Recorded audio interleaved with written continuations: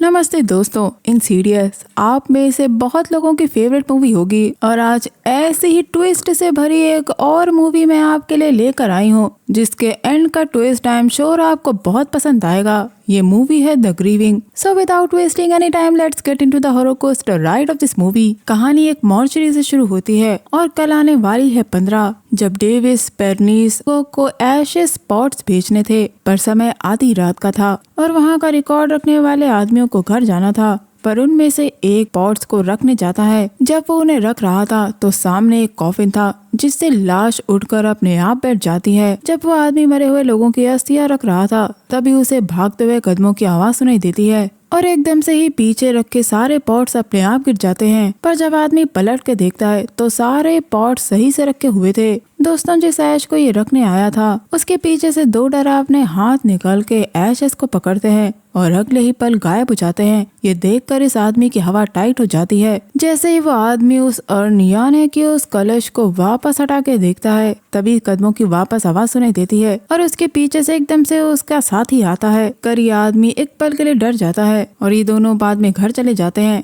इसके बाद हम मिया को देखते हैं जिसकी एक आर्ट गैलरी है। तभी उसे माइकल का फोन आता है। वो मिया का भाई है। माइकल से बात करने के बाद मिया को उसके डैड रेमंड का कॉल आता है जो उससे आज आर्ट गैलरी में होने वाले इवेंट के बारे में पूछते हैं। पर मिया को आधे घंटे में गैलरी पहुंचना था, इसलिए वो अपने डैड को कहती है कि वो दोबारा कॉल करेगी। उसका डैड भी फोन काटने से पहले उसे आई लव यू कहता है। इसके बाद हम मिया के डैड को अपनी वाइफ की ग्रेव पे फूल रखते हुए देखते हैं। आधे घंटे बाद गैलरी में इवेंट शुरू हो चुका था। तभी माइक उसे दिखाता है कि वहाँ ग्रेटा लमार आई है जो कि एक आर्ट डीलर थी। उसे देखकर मिया को यकीन ही नहीं होता क्योंकि उसने ग्रेटा को कई ईमेल भेजे पर किसी का भी उसने जवाब नहीं दिया और आज एकदम से वो गैलरी आ गई है। मिया उसे एक ब्लैक फिगर की पेंटिंग दिखाती है और इसका नाम था अदर साइड ऑफ लॉस। और जिस आदमी के पास पहले ये पेंटिंग थी ये उस आदमी पे हुए इन्फ्लुएंस को दिखाती है जिसने अपनी पत्नी को खो दिया। दोस्तों, यह डार्क फिगर मौत को दर्शाता है जो कि पीछे छूटी हुई चीजों और जिंदा लोगों को दूसरी दुनिया से देख रहा है। ग्रेटा मिया से पूछती है कि वो उस पेंटिंग के बारे में क्या सोचती है।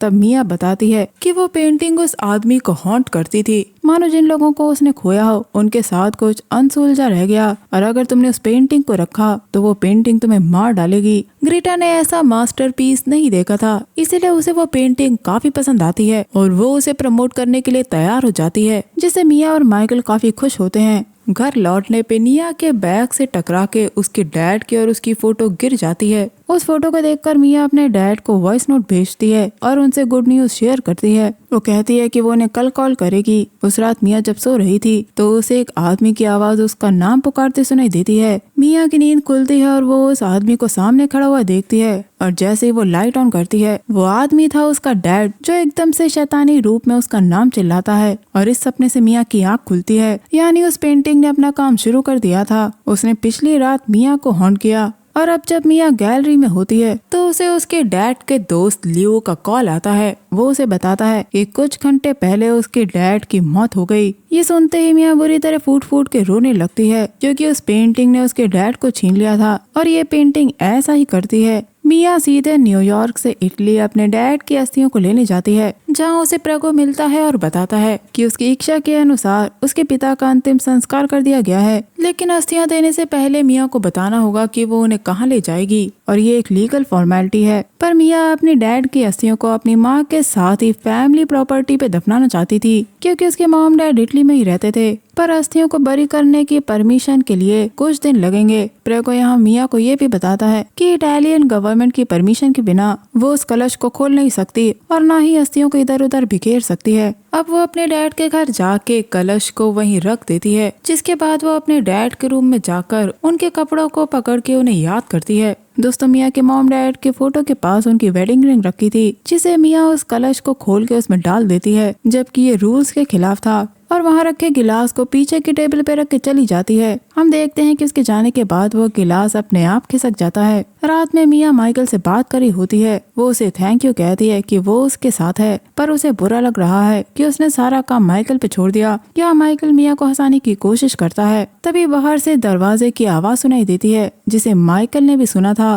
इसलिए मिया बाहर जब देखने जाती है तो दरवाजा अपने आप खुल बंद हो रहा था। जैसे ही वो दरवाजा खुलता है, उस दरवाजे के शीशे में मिया अपने डैड की परछाई को खड़ा हुआ देखती है और दरवाजा बंद होते ही परछाई गायब हो जाती है। एक पल के लिए मिया को अपनी आंखों पे यकीन नहीं होता। वो दरवाजे को बंद करके वापस माइकल से बात करने आती है। उसे लगता है कि शायद उसने मेन डोर खुला छोड़ दिया होगा। माइकल उसे सारे डोर क्लोज करके सोने को कहता है। दोस्तों, उस रात मिया अपनी डैड की अस्थियों के कलश के पास खड़ी थी। उसे गिलास दिखाते हुए वो चीयर्स करती है और पी के गिलास रख के चली जाती है। अगले दिन मिया घर का सामान पैक करती है जो वो अपने साथ ले जाने वाली थी। साथ ही वो अपने डैड का कोट भी बॉक्स में रखती है। पर जैसे वो दूसरा सामान लेने जाती है तो कोट वापस हैंगर में लटका हुआ था। पर मिया इन सारी बातों को पीछे छोड़ के सामान का बॉक्स जब एशेस वाले रूम में लेकर जाती है तो देखती है कि शराब का गिलास कलश के पास रखा हुआ था, जबकि उसने पिछली रात उसे पीछे की टेबल पे रखा था। मिया अभी भी उस पेंटिंग के बारे में सोच रही थी। वो ईमेल करने लगती है और बगल में रखे पानी के गिलास से पानी पी रही थी। पर अगले ही पल वो देखती है कि वो पानी का गिलास एक तरफ से दूसरी तरफ चला जाता है, जो कि कुछ देर बाद वहाँ से गायब हो जाता है। तभी अचानक अंदर के कमरे के दरवाजे के बंद होने की आवाज आती है।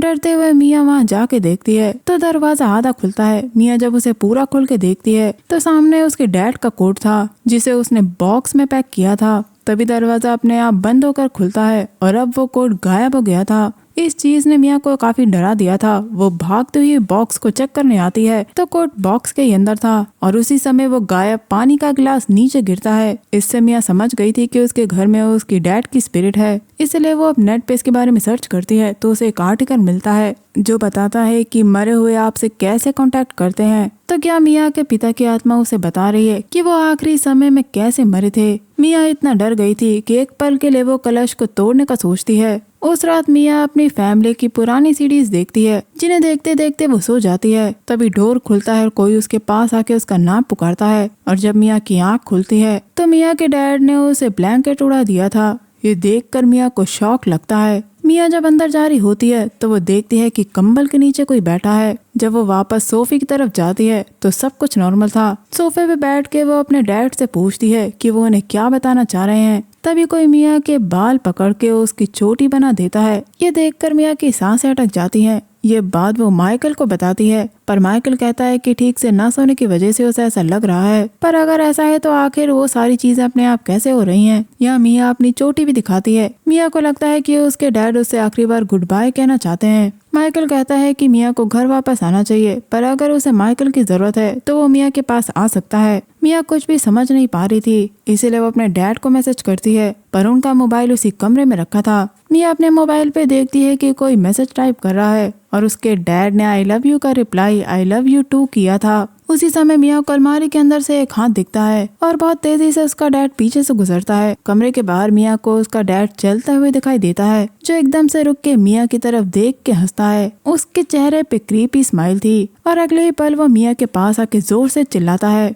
और अब जब मिया देखती है तो उसके मोबाइल पे कोई भी रिप्लाई नहीं था। माइंड डाइवर्ट करने के लिए मिया कॉफी शॉप जाती है तो देखती है कि कोने में बैठी औरत उसे देख रही थी, जो एक पल बाद बाहर चली जाती है। तभी पीछे बैठा आदमी मिया से बात करने आता है। और दोस्तों, ये आदमी है इगोर, जो कुछ ही दिन पहले गुजरी अपनी माँ की अस्थियां लेने आया था, जिस दिन मिया भी वहाँ आई थी। यहाँ ये दोनों अपनी कहानी एक दूसरे से शेयर करते हैं। मिया अपने पिता की एशेस को दफनाना चाहती है ताकि वो न्यूयॉर्क वापस जा सके, क्योंकि उसे इटालियन बोलना नहीं आता और वो वहाँ अकेली है। तभी मिया की कॉफी आती है जिसके कप पे लिखा था हैव अ नाइस डे। यहाँ इगोर बताता है कि उसकी माँ उसके पिता से शादी करने के बाद वहाँ शिफ्ट हो गई, पर उन्हें वहाँ कभी अच्छा नहीं लगता था। वो बहुत बुरी हालत में रही और अपने पीछे एक नोट छोड़ गई कि उन्होंने इगोर के साथ जो भी किया वो उसे माफ कर दे। मिया यहाँ उसे दिलासा देती है, पर इगोर को अभी भी गिल्ट फील होता है। बात करने के बाद इगोर वहाँ से चला जाता है। दोस्तों, इन दोनों को ही अपने पेरेंट्स की अस्थियों को दफनाना था। अब मिया को वहाँ बैठे पिता और बेटी को देखकर अपने डैड की याद आती है।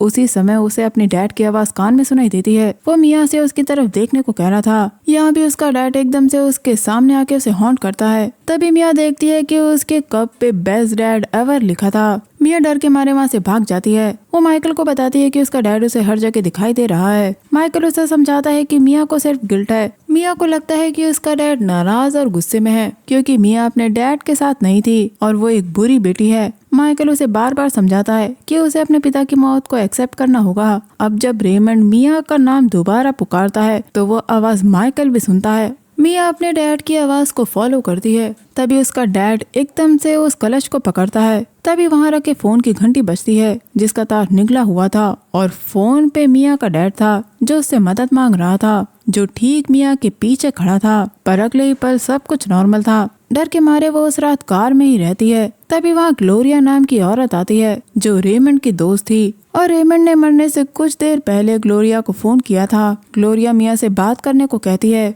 घर के अंदर जाते ही ग्लोरिया को कुछ सेंस होने लगता है। दोस्तों यहाँ ग्लोरिया मिया को बताती है कि कुछ दिन पहले ही रेमंड ने उसे कॉल किया था और बताया था कि कोई चीज उसे हॉन्ट कर रही है। ग्लोरिया उससे पूछती है कि क्या उसने अजीब सा महसूस किया है। या मिया उसे बताती है कि उसने अपने डैड को देखा है। मानो वो मिया से गुस्सा हो कि मिया ने अपनी माँ की मौत के बाद अपने डैड को अकेला छोड़ दिया। ग्लोरिया यहाँ उसे समझाती है कि उसका डैड उस पर गुस्सा नहीं है। और दोस्तों यहाँ था है ट्विस्ट, क्योंकि उस घर में अकेले रेमंड की स्पिरिट नहीं थी, इसलिए ग्लोरिया रोज रेमंड का कॉफी शॉप पे इंतजार करती थी पर वो कभी नहीं आया। उसकी बजाय उसे मिया मिली। ग्लोरिया उसे समझाती है कि ईविल किसी का भी रूप ले सकता है। अब ग्लोरिया रेमंड की अस्थियों की कलश से रेमंड से कांटेक्ट करती है और पूछती है कि आखिर रेमंड के साथ दूसरे स्पिरिट कौन है। तभी ग्लोरिया को एक ईविल एंटिटी दिखती है और अचानक से ही ग्लोरिया रेमंड की आवाज में मिया से हेल्प मांगती है। और दोस्तों यहाँ हमें एक और इम्पोर्टेंट बात पता चलती है कि उस घर में एक ईविल एंटिटी है जो रेमंड की एंटिटी पे फीड कर रही है और मरने के बाद भी वो उसे सता रही है। पर दोस्तों ये बात रेमंड ने कभी भी मिया को नहीं बताई क्योंकि वो उसे प्रोटेक्ट करना चाहता था। और दोस्तों यहाँ एक और ट्विस्ट आता है। दोस्तों रेमंड जब मरा था तो वो उस ईविल एंटिटी को अपने साथ दूसरी दुनिया में ले गया था, पर जब मिया ने वो कलश खोला तो दोनों एंटिटी आजाद हो गई।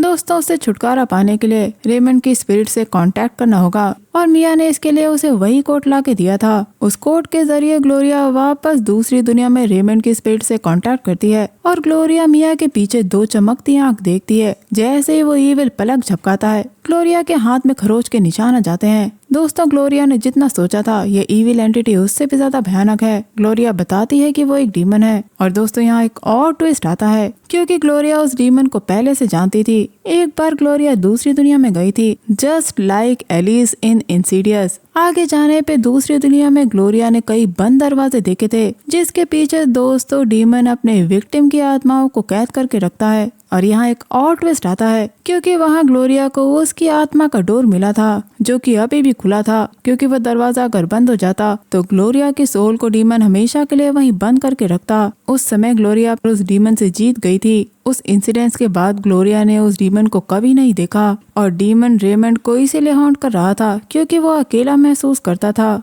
जो कि अभी भी दूसरी दुनिया में अपनी सोल को आजाद कराने के लिए लड़ रहा है। और उसे आजाद कराने के लिए मिया को दूसरी दुनिया में जाना होगा और वहां से आने के बाद मिया को अपनी डैड की अस्थियों को बिखेरना होगा। पर मिया ऐसा करने से साफ मना कर देती है क्योंकि वो अपनी डैड की अस्थियों को अपनी माँ के साथ दफनाना चाहती थी। पर ग्लोरिया उसे समझाती है कि यही आखिरी रास्ता है, पर वो उसे पहले रूल समझाती है कि उसे किसी से भी बात नहीं करनी है। जिसके बाद ग्लोरिया उससे कुछ लाइंस दोहराने को कहती है। उन लाइंस को दोहराते ही मिया दूसरे डायमेंशन में पहुंच चुकी थी। और दोस्तों यहाँ एक बेहतरीन सीन आता है जब मिया अपने आप को उसी वक्त में देखती है जब उसने उस पेंटिंग के बारे में ग्रिटा को बताया था। पर वो मिया एकदम से रुकती है और उसका शरीर अपने आप पकड़ जाता है। तभी पीछे रख के कॉफिन से मिया को उसके पिता की आवाज आती है। उस कॉफिन में रेमंड की लाश थी जो मिया को खींच लेती है। कुछ देर बाद कॉफिन के अंदर आग लग जाती है, पर अगले ही पल वो एक जगह पहुंचती है जहां कई अस्थियों के कलश रखे हुए थे और उन सभी में से उसके पिता की आवाज आ रही थी।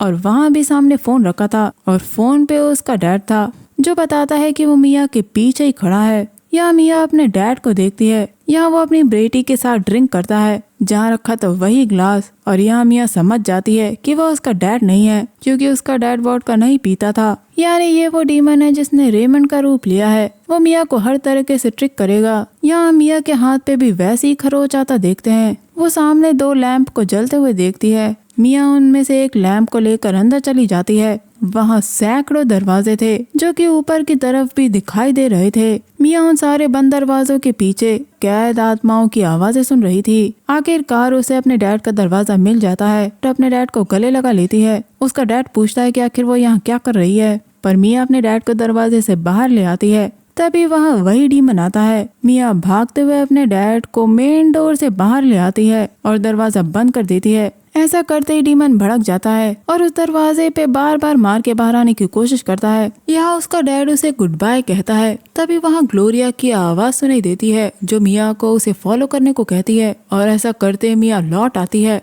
फाइनली उसने अपने डैड को आजाद कर लिया था और उसे अब सिर्फ एक चीज करनी है। मिया बाहर जाके अपनी माँ की ग्रेव के पास अपनी डैड की एशेस को बिखेर देती है। अगले सीन में हम इगोर को उसकी माँ की ग्रेव के पास खड़े हुए देखते हैं। पर दोस्तों यहाँ मूवी एंड नहीं हुई, बल्कि यहाँ बहुत अच्छा ट्विस्ट आता है। वो अपनी माँ का लेटर पढ़ता है जिसमें उसकी माँ ने अपनी आखिरी इच्छा लिखी थी कि इगोर उनकी बॉडी को जला दे और उनकी अस्थियों को हमेशा कलश के अंदर बंद रखे और उन्हें बाहर न बिखेरे। वो कहती है कि वो उससे बहुत प्यार करती है। और यहाँ आता है शानदार ट्विस्ट। अंदर आके मिया जब कलश पे लिखे नाम को देखती है तो दोस्तों वो उसके डैड की अस्थियां नहीं थी, वो थी ग्लोरिया पेरिनिश की, यानी इगोर की माँ की। क्योंकि ग्लोरिया और रेमंड की अस्थियां आपस में बदल गई थी और अब मिया के सामने वो डीमन ग्लोरिया का रूप लेके खड़ा था। क्योंकि ग्लोरिया उस डीमन को रोकना चाहती थी जिसमें वो एक हद तक सफल भी हो गई थी, पर डीमन ने ग्लोरिया को वहीं कैद कर लिया था और खुद को आजाद कराने के लिए ग्लोरिया ने अपनी जान दे दी थी, जिस वजह से डीमन उसकी आत्मा नहीं ले पाया और वो डोर से बाहर आ गई और डीमन उस डोर के पीछे कैद हो गया। क्योंकि मैं आपको बता दूं कि उस घर में कभी भी रेमंड की स्पिरिट थी ही नहीं, वो सिर्फ एक जाल था ताकि उसे लगे कि उस कलश के अंदर उसके डैड की अस्थियां हैं और वो उसे बिखेर दे जिससे डीमन आजाद हो जाए। और इन सब में डीमन को मिया मिल गई है। यहाँ हम डीमन के असली फॉर्म को देखते हैं जिसने मिया को डोर में कैद कर दिया था। और जब इगोर वहाँ आके मिया को जगाता है तो मिया दूसरे डायमेंशन में जागती है, यानी मिया हमेशा के लिए अब वहीं कैद होके रहेगी। और बस ये कहानी यहीं खत्म हो जाती है। तो दोस्तों ये थी कहानी द ग्रीविंग की। अगर वीडियो पसंद आया है तो लाइक, शेयर, कमेंट और सब्सक्राइब किए बिना मत जाइएगा। मैं मिलूंगी आपसे अगले वीडियो में, तब तक के लिए अपना बहुत ख्याल रखिए। Stay safe, keep hunting, lots of love.